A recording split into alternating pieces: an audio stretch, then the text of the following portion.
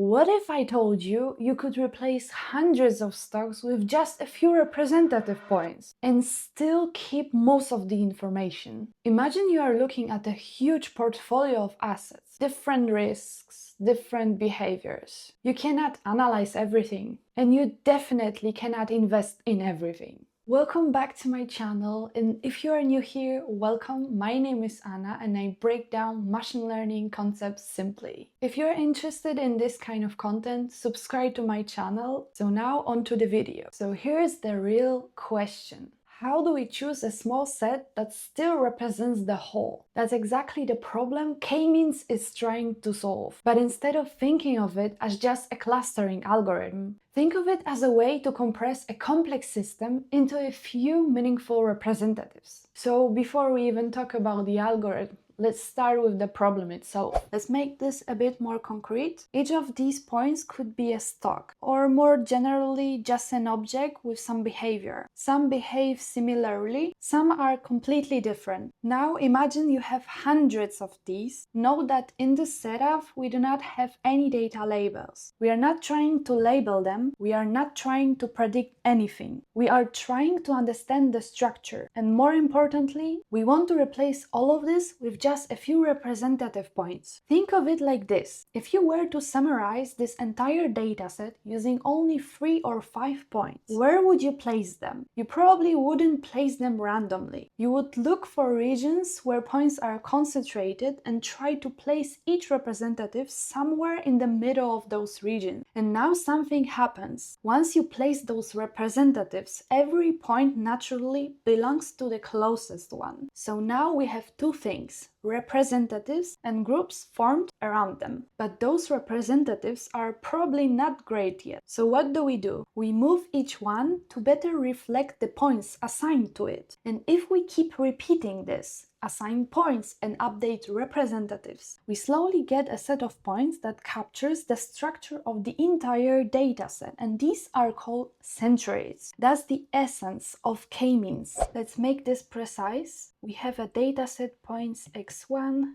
x2 until xn, so we have n points. Each of these is one data point, like one asset in our example, and instead of keeping all of them, we want just a few representatives. Let's call them C1, C2 until CK. So we have K points and they are called centroids. These are points we are trying to find. Now each point needs to choose which representative describes it best. So for each point xi, we assign it to the closest representative. That's what this means. We pick the CJ that is closest to xi. That is exactly what we saw in the animation, points going to their nearest center. Now here's the key idea. We want our representatives to be good, meaning they should describe the data with as little error as possible. So what we do is, for every point xi, we measure how far it is from its representative. That's this part,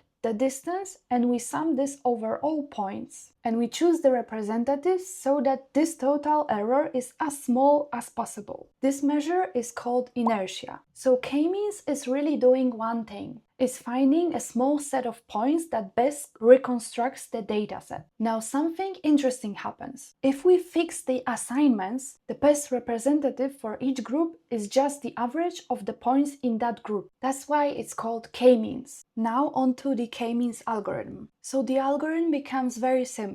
Assign points to the closest center, then update each center to the average, and repeat. And by doing this, we are not just clustering data, we are building a compressed representation of it. There are a few things to be careful about: what parameter k to choose, so the number of representatives, when to stop the algorithm, how to initialize centroids at the beginning of the K-means algorithm, what distance function to use, and do centroids have to be real data points? But we will come back to it in the tutorial. In this notebook, we are using K-means on a universe of assets, but the key idea is that we are not really clustering stock names, we are clustering behavior. So each asset is being represented by features like return, volatility, beta, correlation to the market, downside risk, and drawdown. Once we think of each asset as a point in that feature space, k-means becomes much more intuitive. Before running k-means, we want to understand what kind of space we are working in. Each of these histograms shows one dimension of behavior, so that is what k-means will actually see. Let's analyze, for example, drawdown feature. They are all negative, as expected, and show a wide range. Some assets experience much deeper losses than others. What matters here is not any single feature, it's the combination of all of them. Before clustering, we standardize the features. That step is really important because k-means is entirely distance-based. If we skip scaling, then features with larger numeric ranges can dominate the clustering, even if they are not actually more important. So standardization makes the geometry more balanced and it lets the algorithm compare assets more fairly. Here we are projecting the data into 2 dimensions with PCA, but this is just for visualization. The clustering itself is still happening in the full feature space. And by the way, if you haven't seen my previous video on PCA, I highly recommend checking it out. There I break down PCA in all aspects. So I wouldn't overinterpret this plot. It's mainly there to give us a feel for how spread out the assets universe is and whether there seem to be broad regions of similar behavior. At a high level, k-means is doing something very simple. Starts with a set of candidate centers, assigns each point to the nearest one, then updates each center to be the average of the points assigned to it, and it just keeps repeating that loop until the centers stop moving much. So conceptually, it's a way of replacing a large cloud of points with a much smaller set of prototypes. Implementing k-means from scratch is useful because it makes the algorithm much more transparent. We can see the loop of assigning points, updating centroids, and repeating until convergence, along with the practical details like empty clusters. Here we can choose from 2 centroids initialization methods, random initialization and k-means++, which starts from one random centroid and then tends to pick later centroids from points that are further away, so the starting centers are more spread out. Here we start with 8 clusters, not because 8 is guaranteed to be correct, but because the asset data is known to have 8 sectors, so it is a reasonable place to begin exploring the structure. It's generally how we think about k in practice, not a magical number we somehow know in advance, but as something we test and refine. These plots are helpful because they show the algorithm settling down. Inertia tells us how much within cluster variation is still left, and centroid shift tells us how much the cluster centers are still moving. Early on, both change a lot. Then the updates get smaller and smaller, which is exactly what convergence should look like. So instead of treating k-means like a black box, we can actually watch it stabilize.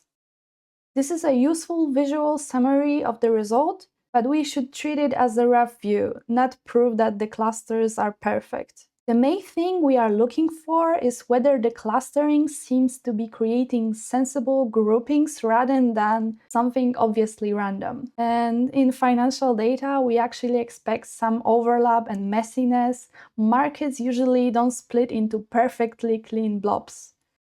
Centroids are the most important output because they summarize what the typical asset in each cluster looks like. So instead of saying we found A groups, a better way to think about it is we found A representative behavior profiles. That's much more useful. Some clusters may reflect lower risk, more defensive behavior. Others may reflect higher beta, deeper drawdowns, or more aggressive market sensitivity. That interpretation is where clustering starts becoming practical. And since centroids are synthetic averages, we also look at the real assets closest to each centroid. That makes the result easier to connect back to the dataset. So the centroid is the abstract prototype, and the nearest stocks are the real-world examples that make that prototype feel concrete. So for example, here we have 5 stocks that are the nearest to the cluster 0. This part is just for interpretation. K-means never sees the sector labels, so we are not checking whether it got the sectors right. What we want to know is whether some clusters happen to be sector heavy, which would suggest sector-specific behavior, or whether they are more mixed, which would suggest the algorithm is picking up broader market style characteristics instead. That distinction is actually pretty interesting. Comparing the from-scratch version with scikit-learn is a good sanity check. We are not expecting identical labels because cluster numbering is arbitrary. What we care about is whether the overall structure looks similar and whether the library version reaches a better or more stable solution. So this comparison is less about proving correctness and more about understanding how implementation details affect the result. Now you might ask, when should we stop the algorithm, the k-means? So actually we have three options. The first one, when the centroids barely move. The second one, when the inertia barely improves. And the third one, if we have a threshold maximal number of iterations.